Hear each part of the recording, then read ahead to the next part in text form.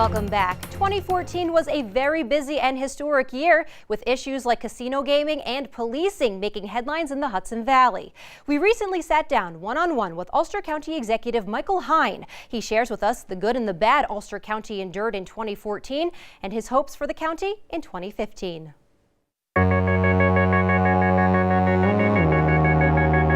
Well, I think it's important to understand when the legislation was originally crafted, it was originally crafted specifically with places like Ellenville and the Nevele in mind. Places in the Catskills that were home for resorts in the past, and now the business model that would support a resort in the Catskills needs gaming to make that a reality. That said, obviously there was a hard push for it to happen, not just here in Ulster County, but in many other communities around the entire state of New York. And there were originally 4 licenses set out there, and 3 have been already awarded. And so yes, we're continuing to push with the Gaming Commission to try to make sure that the Nevele project is reconsidered. Well, I think there's a great deal of discussion going on with respect to this issue right now. I applaud the Ellenville Police Department for doing this. I think it's the right choice. I remember way back when there weren't dash cams, and there was a great deal of discussion on whether or not that was a good thing or a bad thing, and now I would say they can oftentimes become the best friend of an officer. So do I believe that having cams on police officers is a good idea? I absolutely think it's a good idea.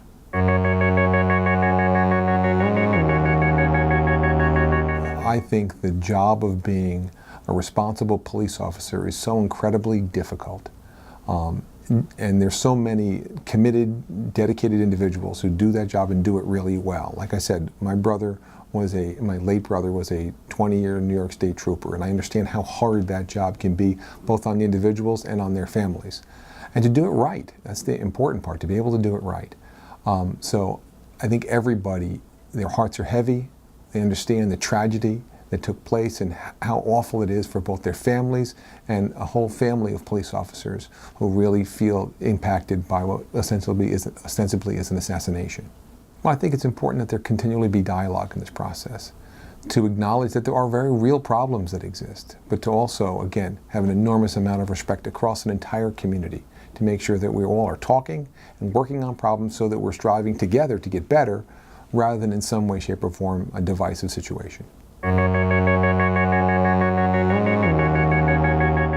Well, I think it's important to understand one of the things we do is try to strike that real balance between being both fiscally responsible and socially responsible.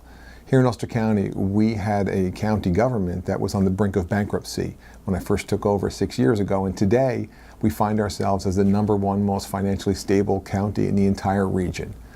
That's a lot of work by an enormous number of people who are really committed to serving the great people of Ulster County. Taxes are down, and simultaneously we're able to say more services are available in Ulster County than ever before. And that really is a testament to embracing innovation and change, and that's very much what Ulster County is all about. And we have a reputation now around the state for being a very innovative government that delivers results and simultaneously protects its taxpayers.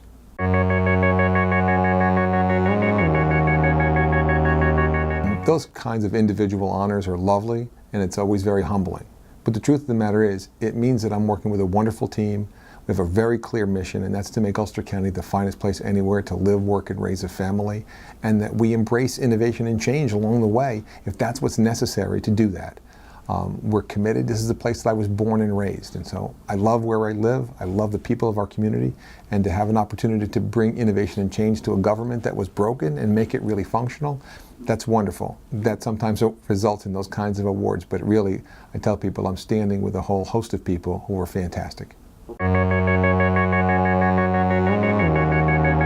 I think most people don't know about Ulster County is just how wonderful and huge and diverse it is. It's magnificent. If you think about what's here for people to be able to experience, it's a 4-season location, whether it be, again, great skiing in the Bel Air area, or whether it be the ability to be able to have water sports, the mountains, the historic nature of what Ulster County is.